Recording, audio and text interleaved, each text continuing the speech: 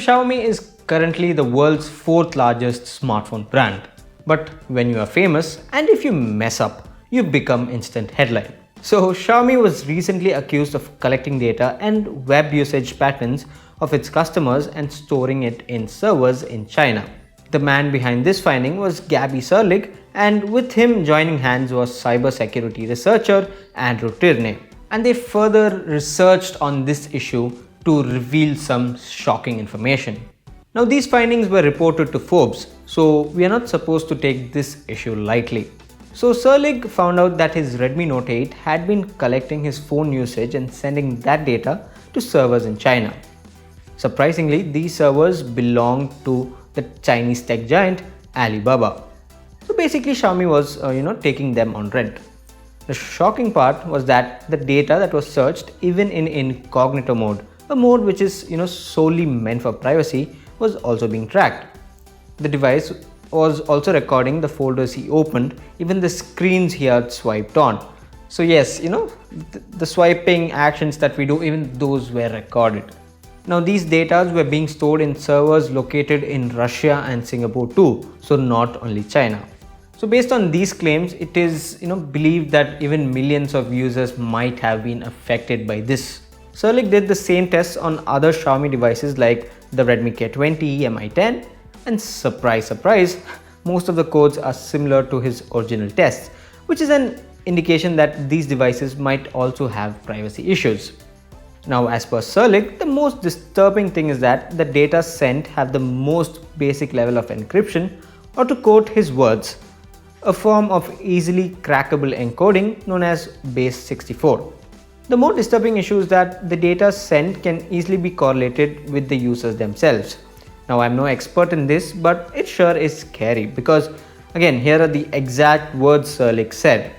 Such metadata could easily be correlated with an actual human being behind the screen. But what did Xiaomi actually say to all these informations? They of course denied all these allegations against them. But Serlig and Andrew had already collected photo and video evidence of this data collection and even posted them online. So I'll leave the link to a video in the description, so make sure you check it out. So the video is basically Serlig showing him searching porn and even visited a porn site in incognito mode. And then he shows the data being collected and being sent to a server live. So I'm no computer expert, but if you guys are one, please leave your thoughts on this video evidence below. Serlig and Andrew say Xiaomi's behavior was, more invasive than Google and Safari. And now Sensor Analytics is a company that works for Xiaomi. It's a behavioral analytics company. So they use data to analyze the behavioral patterns of their clients' businesses. But both Serlig and Andrew found out that their apps were sending data to Sensor Analytics because each time they found a reference to SA. So this SA could be, a short form for Sensor Analytics. They also said, and I quote, when clicking on one of the domains, the page contained one sentence. Sensor Analytics is ready to receive your data. Coincidence? Maybe. Later, Xiaomi explained their relationship with Sensor Analytics. They said that the data they collect is only stored on Xiaomi servers and are not shared with Sensor Analytics. Serlig also found out that Xiaomi has been tracking and collecting information every time he used the Xiaomi Music Player app.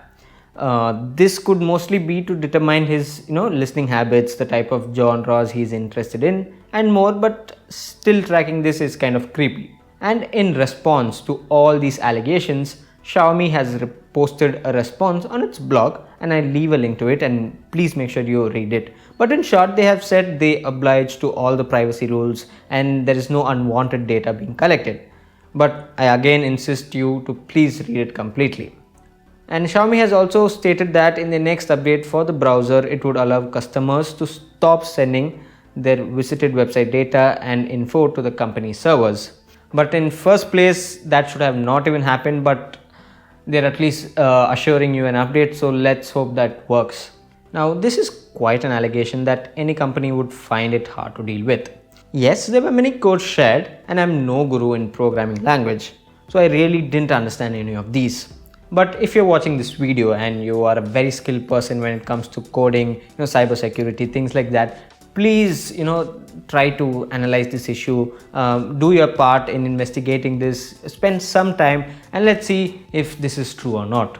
At the end, I really like Xiaomi as a smartphone company. Now, they were responsible for a whole lot of change in India and the way Indian consumers use a smartphone.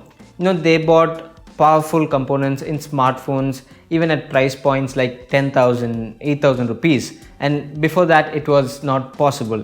And they were the reason that many Indians could buy super fast smartphones that could game really well, that could take pics a lot, and surprisingly they didn't have to spend a whole lot of money. Now I really hope these allegations are not true, but sadly we have to wait and find out. But what do you think about all these allegations on Xiaomi? So definitely let me know what you think in the comments below, and I'll also leave the link to the Forbes article in the description below, so make sure you check that out. With that said, thank you for watching, and this here is Suman signing off once again. Catch you later.